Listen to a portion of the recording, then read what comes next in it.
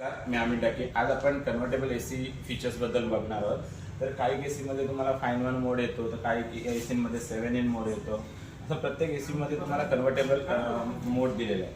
कन्व्हर्टेबलचा एक फायदा काय होतो, आपण आपल्या गरजेनुसार नीडनुसार आपण ती एसीचा यूज करू शकतो. समजा 1 टन एसी आहे, तर 1 टन एसी तुम्ही 0.8 80% म्हणजे हे तुम्हाला असा 100% यूज करू शकता, 80%, 60%, 40 किंवा ऑटो मोड.